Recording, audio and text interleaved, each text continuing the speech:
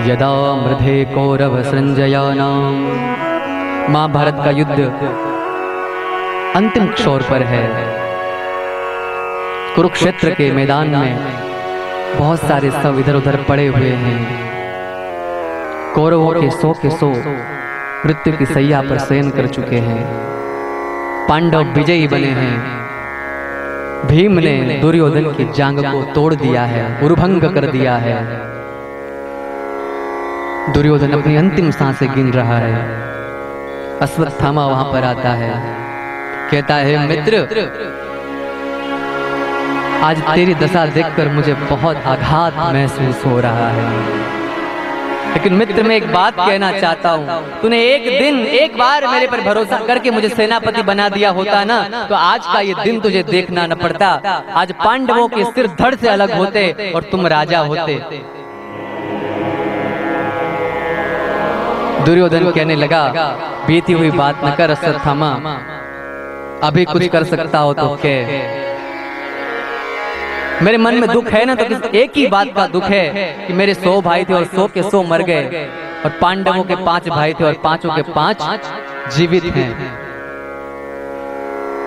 अगर तू अभी भी कुछ कर सकता हो तो जा, पांडवों में से किसी एक का भी सिर लेकर आ। मैं मान जाऊंगा तू मेरा परम मित्र है और मैंने बड़ी गलती की, भूल की मैंने तुझे सेनापति न बनाकर।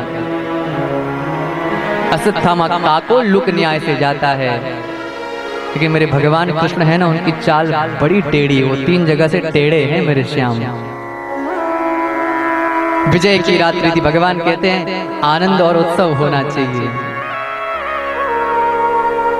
पांडवों को अपने मंडप से हटाकर बाहर की ओर लेकर गए हैं, और पांडवों के जो 5 पुत्र हैं वो आज सैया पर शयन कर रहे हैं पांडवों की जगह। अश्वत्थामा आता है रात्रि के समय, 5 पांडव पुत्रों को मारकर उनका धड़ लेकर दुर्योधन के पास आता है।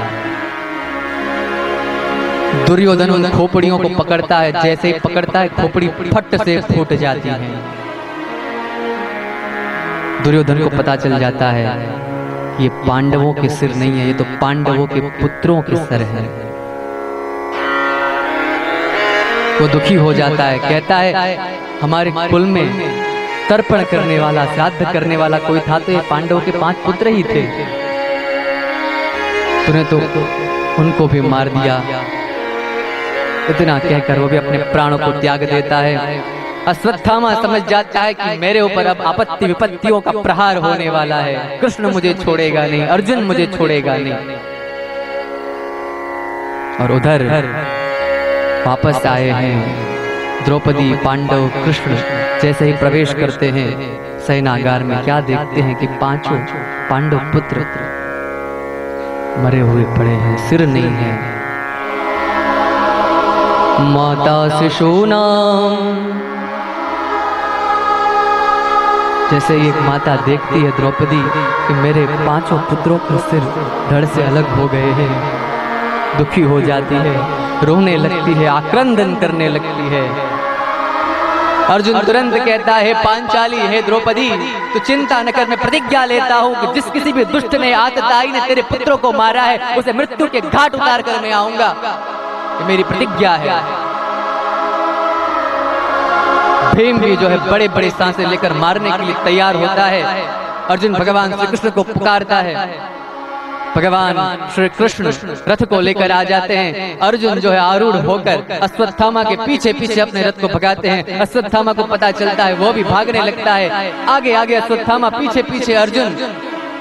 जब अश्वत्थामा को पता चल जाता है कि मेरी मृत्यु मेरी पीछा कर रही है, मैं बच नहीं सकता, कोई सहारा नहीं है, तुरंत ही वह ब्रह्मास्त्र का आधान करता है और ब्रह्मास्त्र छोड़ देता है। जैसे ही ब्रह्मास्त्र अर्जुन के प्रति आता है, ऐसा लग रहा है बड़े से आग का गोला अर्जुन को जलाने के लिए आ रहा है। अर्जुन विफल हो जाता है, भगवान से स्तुति करता है, पाहि पाहि महायोगिन देवदेव जगतपते। पाहि पाहि, मेरी रक्षा करिए, रक्षा करिए हे जगतपति, आप मेरी रक्षा करिए। आपके सिवाय कोई दूसरा नहीं है जो मेरी रक्षा कर सके। भगवान अर्जुन की बात को सुनते हैं। अर्जुन को तुरंत आदेश देते हैं, अर्जुन तू ब्रह्मास्त्र का आधान कर। अर्जुन ब्रह्मास्त्र का आधान करता है, तुरंत अश्वत्थामा पर छोड़ देता है। दोनों ब्रह्मास्त्र आपस में टकराने लगते हैं। ऐसा लगता है मानो सृष्टि आज जो है ना भस्म हो जाएगी, टूट जाएगी, प्रलय आ जाएगा। भगवान आदेश देते हैं, हे अर्जुन ब्रह्मास्त्र वापस ले लो। अश्वत्थामा को ब्रह्मास्त्र वापस लेना नहीं आता। अर्जुन दोनों अस्त्रों को वापस ले लेता है।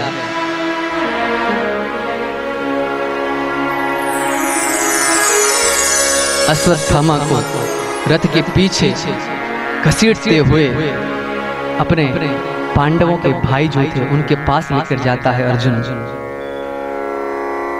द्रौपदी से कहता है, तेरे पुत्रों को मारने वाला आतताई, नीच, हरामी अश्वत्थामा तेरे सामने है, आज्ञा कर, क्या करना है।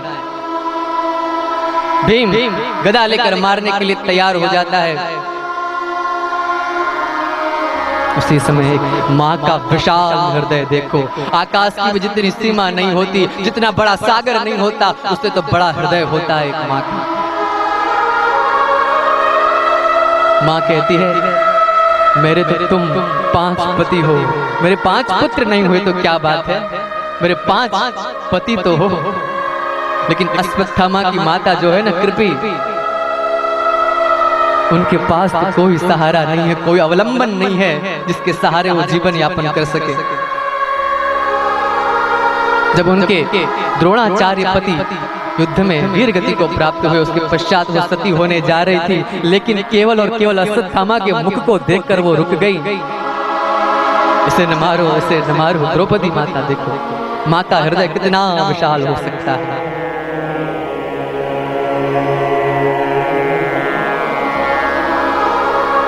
भगवान कृष्ण की ओर अर्जुन देखते हैं, प्रभु आप बताइए अब मैं क्या करूं, मैंने प्रतिज्ञा ले ली है, प्रतिज्ञा भंग हो तो मुझे स्वयं को मरना पड़ेगा, अब मैं क्या करूं।